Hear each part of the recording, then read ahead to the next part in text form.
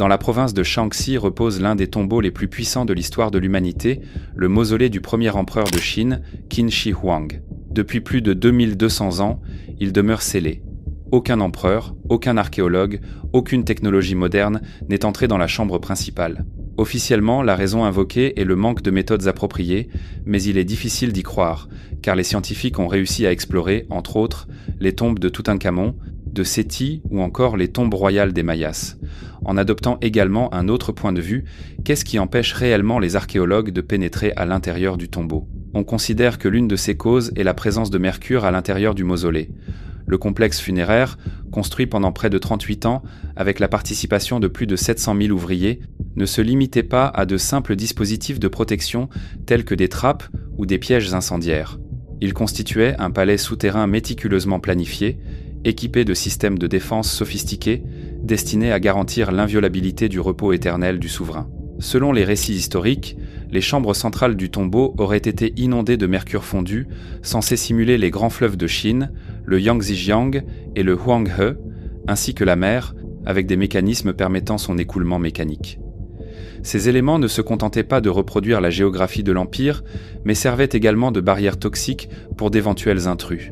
Des études contemporaines du sol autour du tumulus ont confirmé des concentrations de mercure anormalement élevées, ce qui renforce la crédibilité de ces descriptions et indique une utilisation réelle de ce métal à une échelle correspondant au modèle hydrologique de l'État de Qin. L'intérieur du mausolée reproduisait la structure palatiale de la capitale Xianyang, avec des répliques de bâtiments de cour, des figures de courtisans et de fonctionnaires, ainsi que de riches ensembles d'artefacts précieux symbolisant la puissance et la majesté de l'empereur. Toutefois, l'élément clé du système de protection résidait dans des pièges mécaniques fondés sur des armes de jet avancées. Les sources indiquent l'installation d'arbalètes automatiques dont les mécanismes de détente s'activaient à la présence de personnes non autorisées, projetant des traits en direction de ceux qui troublaient la quiétude du tombeau. Des preuves matérielles de l'existence de tels systèmes proviennent des fouilles des fosses environnantes, en particulier de celles contenant l'armée de terre cuite, plus de 8000 figures grandeur nature de guerriers, de chevaux et de chars, découvertes en 1974. Dans ces zones, on a mis au jour plus de 200 exemplaires de mécanismes de détente d'arbalètes présentant un haut degré de standardisation et de précision de fabrication. Les analyses métrologiques et chimiques ont révélé que la production se déroulait dans des ateliers spécialisés organisés selon un modèle cellulaire, avec une répartition des tâches et un contrôle de la qualité, ce qui témoigne d'une efficacité administrative et technologique exceptionnelle de la dynastie Qin.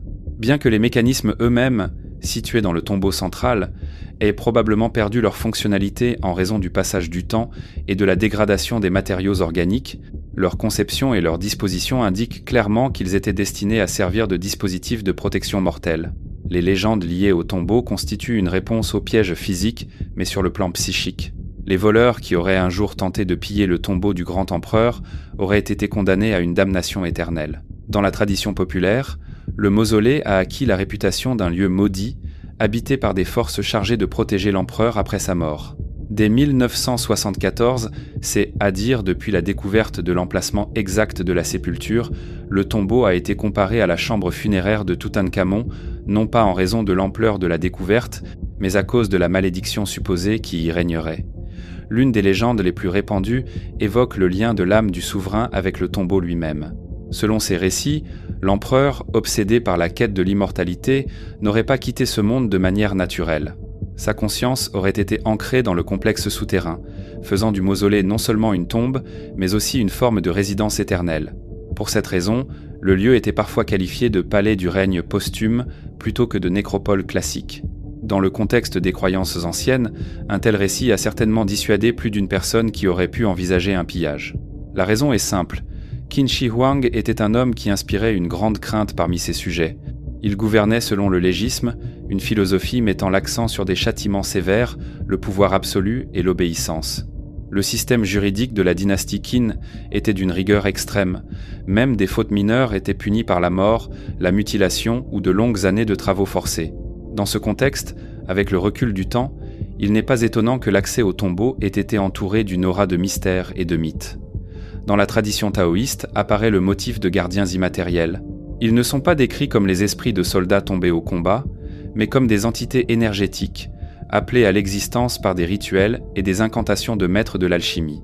Leur mission n'était pas d'attaquer physiquement les intrus, mais de leur infliger des maladies, la folie ou des malheurs longtemps après qu'ils aient quitté le tombeau. C'est pourquoi, dans les siècles suivants, on croyait que quiconque troublait la quiétude du mausolée serait frappé par la malédiction de l'empereur. Dans les sources de la période de la dynastie Han et des époques ultérieures, apparaît également le mythe d'adeptes immortels qui auraient été enterrés vivants à proximité du tombeau. Selon les légendes, ils n'étaient pas des victimes, mais des gardiens volontaires qui, grâce à des pratiques alchimiques, auraient atteint un état intermédiaire entre la vie et la mort. Leur rôle aurait été de veiller à l'équilibre cosmique du lieu et de maintenir l'harmonie entre la terre et le ciel. Le motif de la connaissance interdite était particulièrement fort.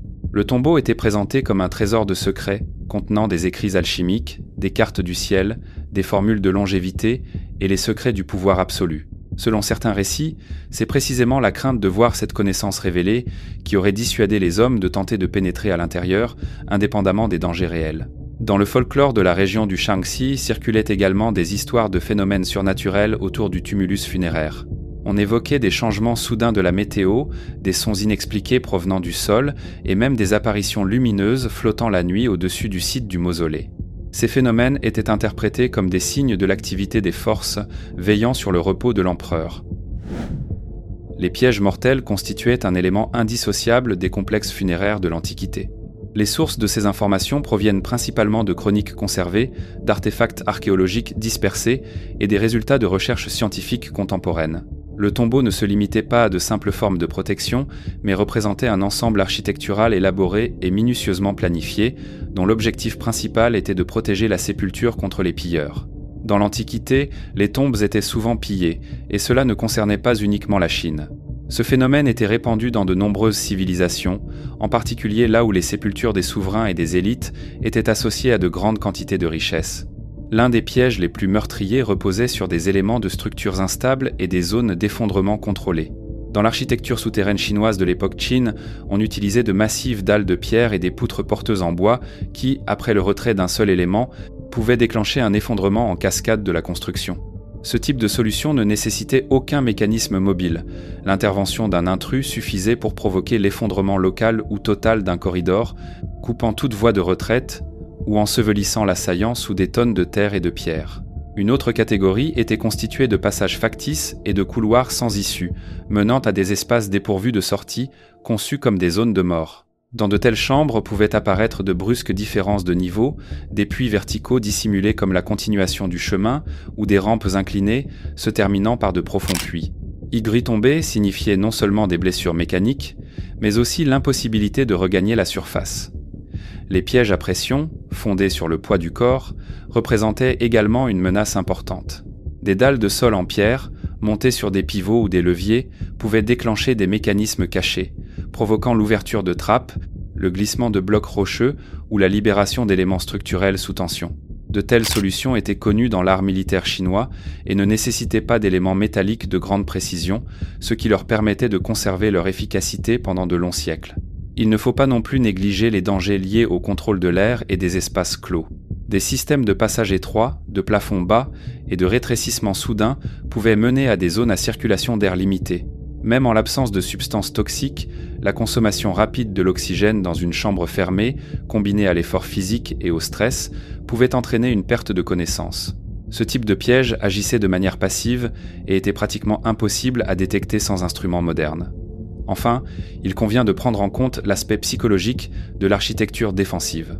La disposition labyrinthique, l'absence d'axe clair des couloirs, la perturbation volontaire de l'orientation spatiale et la répétition de passages presque identiques pouvaient désorienter efficacement un intrus. Combinés à des menaces physiques réelles, ces éléments conduisaient à la panique, à des décisions erronées et à un risque accru d'activer d'autres pièges. La conservation des monuments désigne un ensemble d'actions scientifiques, techniques et organisationnelles dont l'objectif est de protéger les vestiges matériels du passé contre une dégradation supplémentaire tout en préservant leur authenticité, leur structure et leur valeur historique. Pendant plus de 2000 ans, les artefacts sont restés dans un environnement aux paramètres physico-chimiques relativement stables. L'isolement de la lumière, de l'air et des variations brusques de température a permis de maintenir un équilibre délicat entre les matériaux organiques, minéraux et métalliques. Sa rupture soudaine au moment de la découverte entraînent toutefois des processus de destruction accélérés et souvent irréversibles, révélant à quel point l'impression d'un état de conservation parfait des objets extraits du sol peut être trompeuse. Le plus grand défi en matière de conservation s'est révélé être les surfaces polychromes des figures en terre cuite. Les structures multicouches de vernis, de couches de préparation et de pigments, maintenues pendant des siècles dans un état de souplesse grâce à l'humidité du sol, subissent un retrait brutal au contact de l'air sec. Il en résulte des fissures, des écaillages et le détachement des couches colorées, souvent observés dans un laps de temps très court après l'extraction. Ce phénomène a mis en évidence la nécessité d'une intervention de conservation immédiate dès la phase de l'exploration archéologique. Un autre facteur de dégradation est la présence de sels minéraux dans la structure de l'argile et des enduits. Leur migration séculaire, suivie de leur cristallisation après un changement des conditions environnementales, génère des contraintes mécaniques conduisant à la rupture des couches superficielles délicates. Ce processus concerne aussi bien les sculptures que les éléments architecturaux des chambres souterraines. En réponse à ces menaces, des méthodes avancées de stabilisation des matériaux ont été mises au point, incluant l'utilisation de produits de consolidation à base de polymères. Ces substances sont appliquées sur des surfaces convenablement préparées, souvent encore humides, ce qui permet de fixer la structure des couches picturales et de limiter le rythme de la dégradation ultérieure. Ces actions ne constituent cependant qu'une étape interventionnelle, qui doit être complétée par un contrôle à long terme des conditions de conservation. L'exposition muséale génère d'autres défis. La lumière, l'oxygène ainsi que les variations de température et d'humidité peuvent initier des réactions chimiques conduisant à la décoloration des pigments et à l'affaiblissement des matériaux organiques. C'est pourquoi on utilise des vitrines hermétiques, des atmosphères de gaz inertes, des systèmes d'absorption de l'humidité et un suivi constant du microclimat permettant de réagir rapidement même aux écarts les plus minimes des paramètres. La conservation des objets métalliques, tels que les armes et les éléments mécaniques, est tout aussi exigeante. Après leur extraction, ils deviennent sensibles au processus d'oxydation et de corrosion secondaire, ce qui nécessite un séchage contrôlé, l'utilisation d'inhibiteurs et un stockage dans un environnement à composition atmosphérique strictement régulé. Les barrières juridiques constituent un élément indispensable de l'archéologie qu'il est malheureusement impossible de contourner. La protection des mausolées impériaux en Chine repose sur un système étendu de réglementation juridique et administrative. La base essentielle est la loi sur la protection des monuments culturels qui confère à ce type de site le statut de propriété de l'État et les qualifie d'objets de protection nationale prioritaire. En pratique, cela signifie leur soumission à une surveillance stricte des institutions centrales et régionales responsables du patrimoine culturel, ainsi que l'assujettissement de toute activité à des procédures décisionnelles rigoureuses. Toute forme d'intervention dans la structure d'un tombeau, qu'il s'agisse de recherches archéologiques, de travaux de conservation ou de la mise en exposition des découvertes, nécessite l'obtention d'autorisations à de multiples niveaux administratifs. Ces actions doivent être conformes aux principes en vigueur de protection des sites patrimoniaux, qui mettent l'accent sur la minimisation des interventions et sur la préservation absolue de l'authenticité et de l'intégrité de l'objet. Un facteur supplémentaire est le statut de patrimoine mondial attribué par l'Organisation des Nations Unies pour l'éducation, la science et la culture, qui impose à l'État l'obligation d'appliquer des normes internationales de protection et de rendre compte de leur mise en œuvre. Le système de protection est complété par des dispositions pénales prévoyant des sanctions sévères pour les fouilles illégales, la destruction de monuments ainsi que le commerce ou la contrebande d'artefacts. Ces réglementations visent non seulement à dissuader les auteurs potentiels, mais aussi à limiter le risque de perte incontrôlée du patrimoine culturel. En pratique, cela signifie que même des atteintes mineures à une zone protégée peuvent entraîner une responsabilité pénale. Les décisions concernant une éventuelle ouverture des tombeaux sont également chargées d'un fort contexte culturel et symbolique. Les mausolées impériaux sont perçus comme des éléments fondamentaux de l'identité historique chinoise et leur inviolabilité revêt une dimension non seulement scientifique, mais aussi sociale et morale. De ce fait, toute ingérence dans de tels lieux est parfois interprétée comme un acte aux conséquences culturelles de grande portée. Dans ce contexte, s'appliquent également des restrictions strictes concernant l'exportation et la présentation d'artefacts à l'étranger, en particulier ceux qui sont les plus délicats et les plus uniques.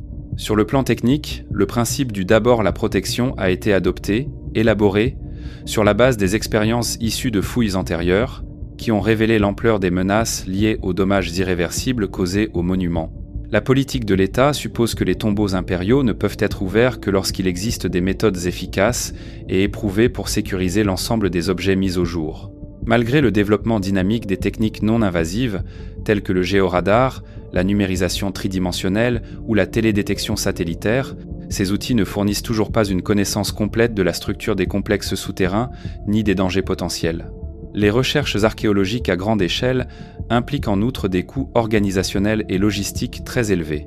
Elles requièrent la mobilisation de nombreuses équipes de spécialistes, une infrastructure de conservation étendue, des systèmes de surveillance à long terme, ainsi que des solutions avancées de contrôle du microclimat. Au niveau politique, chaque décision doit trouver un équilibre entre les intérêts de la science, les attentes sociales, les objectifs touristiques, le prestige de l'État et la gestion du risque de pertes irréversibles.